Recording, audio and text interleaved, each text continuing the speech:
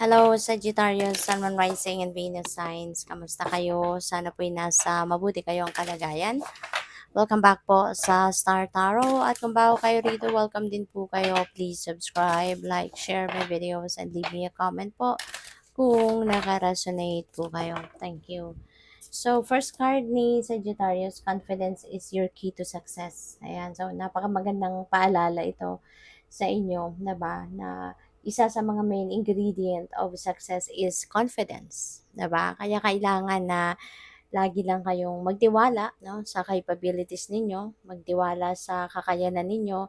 Always remember na all of us, no, we're all given talent, skills, and gifts, 'di ba? Para mapagtagumpayan natin ang mga goals natin, ma-carry out natin yung ano natin, ma-carry out natin yung dreams natin, yung gano'n. Kaya magtiwala ka, 'no, magtiwala ka sa sarili mo, and then never underestimate what you can do, okay?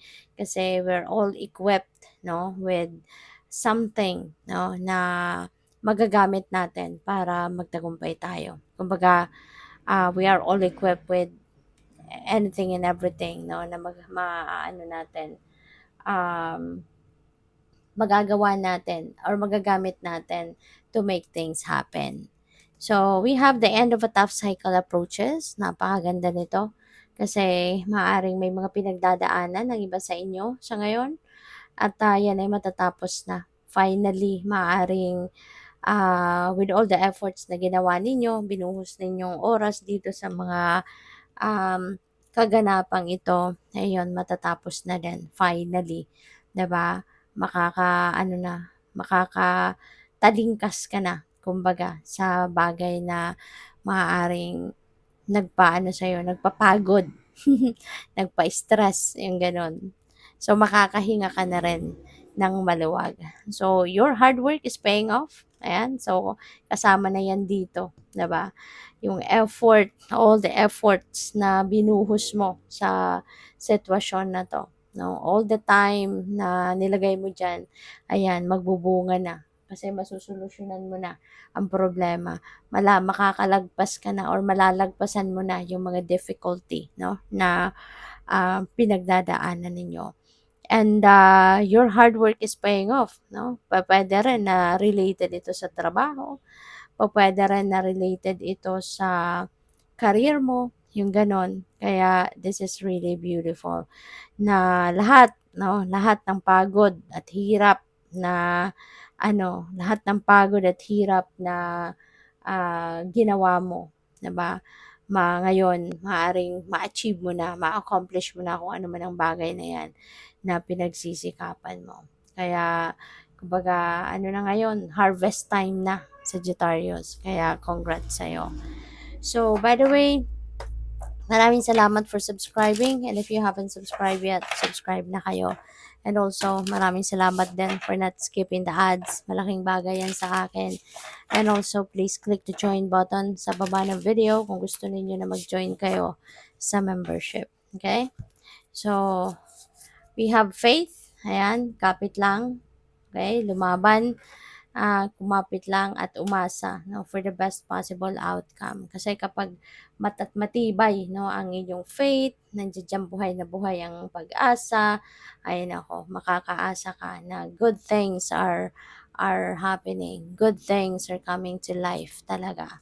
So we have balance, Sagittarius. This is also a very important thing, 'di ba? To keep the balance in your life para lagi lang maganda ang inyong pakiramdam, para lagi lang maayos ang inyong pakiramdam, ang mga sitwasyon sa buhay.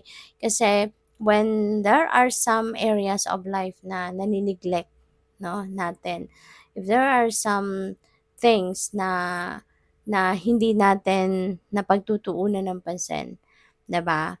Tapos natuluyan na natin nakalimutan, diyan nagsisimula ang problema, 'di ba? Kasi imbes na na-aksiyunan agad natin, na-address agad natin kung nagkaroon man ng depresya, nagkaroon man ng problema. Eh since hindi nga natin maaring napapansin, since hindi natin na nabibigyan ng panahon, kaya ayun, pupuwedeng ano na nga, 'di ba? pupuwedeng lumala 'no, kung ano man ang problema. Kaya mas maganda na meron tayong oras 'no, sa lahat ng bagay. Mas maganda na lagi nating, kumbaga pinapansin din 'no, ang iba't ibang bagay sa buhay natin. Ini-examine natin araw-araw, weekly, 'di ba, para matitignan natin kung okay ang lahat at kung hindi man, mabibigyan natin ng oras para ma-fix, 'di ba, agad-agad. So 'yun, kailangan balansehin ang lahat. Kailangan kayo, mag-time management, 'di ba, yung gano'n. So, what else? We have regeneration. So, parang ano 'to, rebirth 'no. So, ibig sabihin diyan na merong pagbabago magaganap. Merong some changes are going to happen, 'di ba? Para na mabigyan ng bagong bihis ang buhay ninyo, ang sarili ninyo, 'di ba? May mga ilang areas siguro sa buhay ninyo na nangangailangan ng pagbabago. And parang bibigyan mo ng bagong bihis ba, bagong look kumbaga, 'no? So, pupuwedeng merong babaguhin, meron kayong aalisin, meron kayong ipapalit, 'di ba? Something like that. So, what else?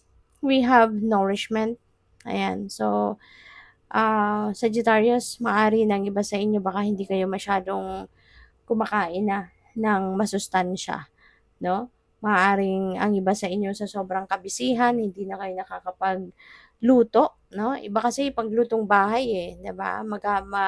Mai-a-adjust mo yung mga ingredients, 'di ba? Magagawa mong healthy kung gugustuhin mo. So, pupuwede na hindi na ninyo nano-nourish ang katawan ninyo ng maayos due to your busy siguro, 'di ba?